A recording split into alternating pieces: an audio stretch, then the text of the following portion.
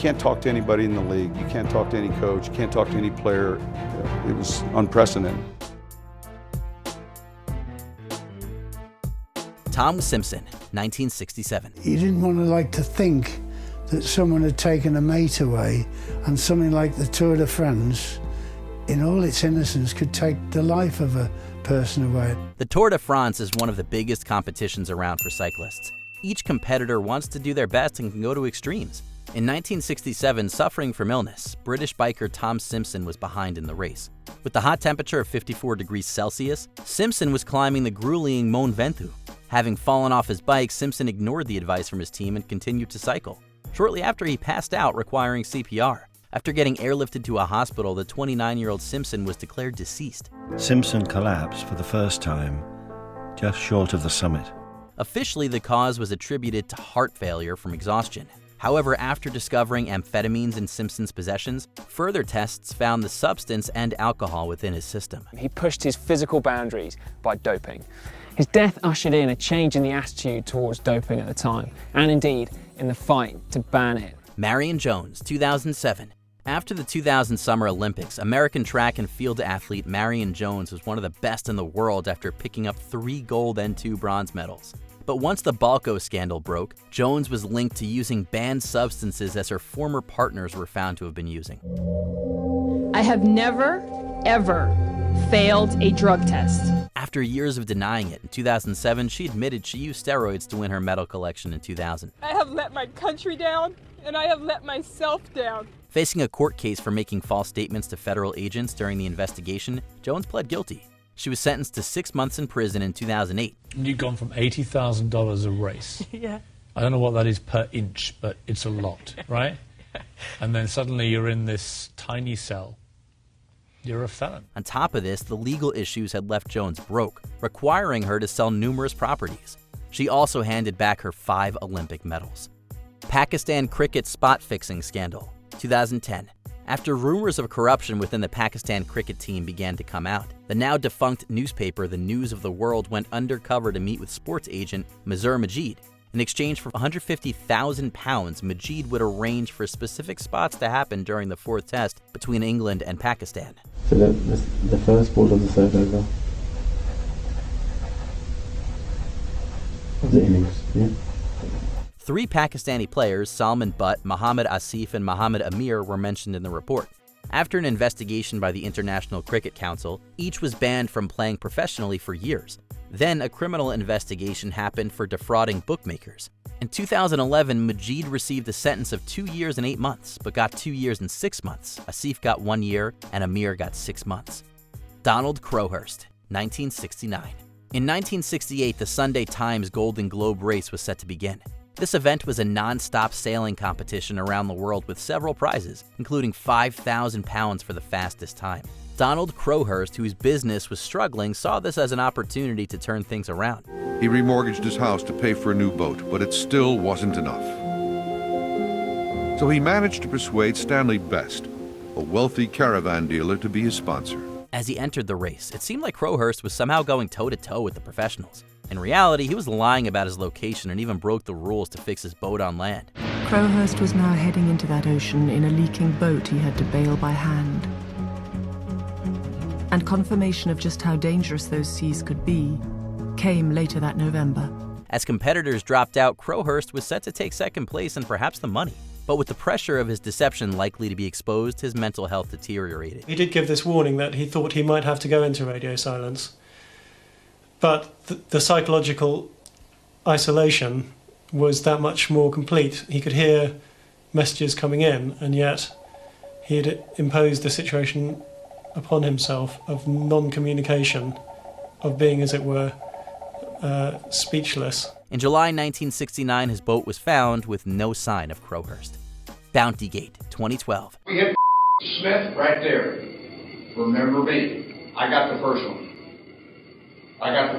It's normal for teams to offer financial bonuses for players' performances as an incentive, but issuing bounties to purposely injure opposition players isn't.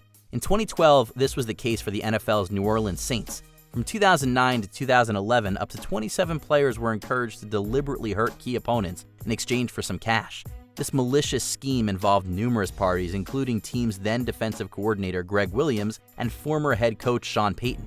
In response, the NFL came down hard on the Saints. Not only were they fined $500,000, but Payton was suspended for the entire 2012 season, and others were also handed bans. You can't talk to anybody in the league. You can't talk to any coach. You can't talk to any player.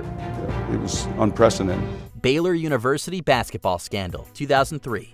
In 2003, Baylor University was rocked when basketball player Patrick Donaghy was killed by his teammate Carlton Dotson.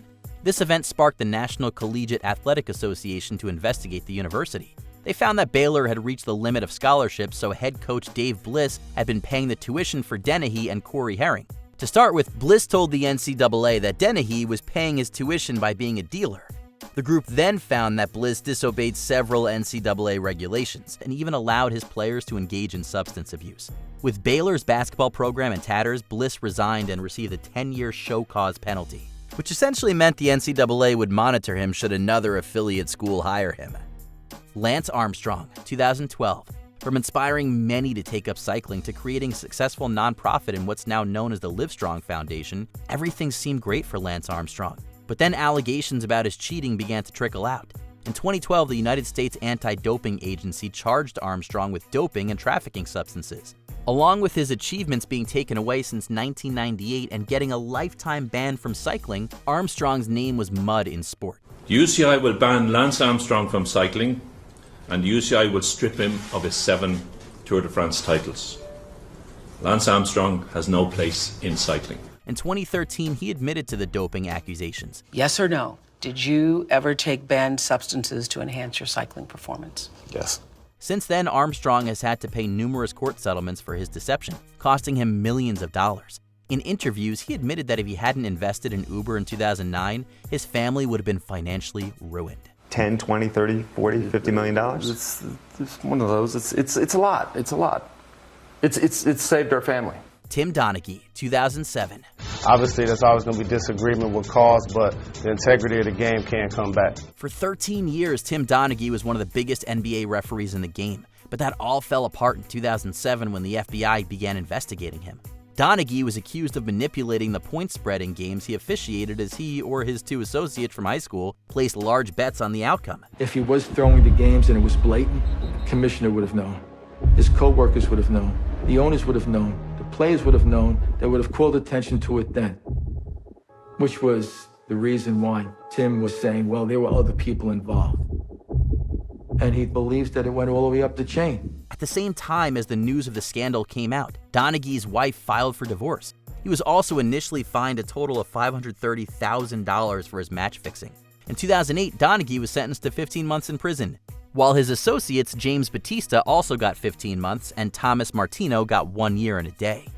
The Calciopoli, 2006. In 2006, football's reputation took a massive hit when the Calciopoli scandal erupted in Italy. Club administrators and referee groups had been influencing which officials would be selected in certain Serie A and Serie B games, making the results favorable for them.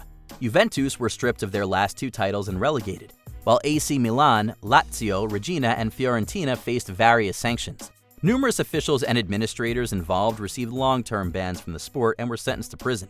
However, most of the sentences handed out were acquitted or overturned by 2015. Yet even so, many had their standing in the footballing world tarnished forever. One who wasn't acquitted was ref Massimo De Santis. His 1-year suspended sentence remained in place. Luis Resto, 1983. In 1983, the undefeated 21-year-old Billy Collins Jr. took on Luis Resto. After 10 rounds, the judges unanimously gave the match to Resto. Ladies and gentlemen, the winner by unanimous decision, Luis Resto. But what was shocking was the damage to Collins' face. When Collins' father and trainer shook Resto's hand, he noticed his glove was thin.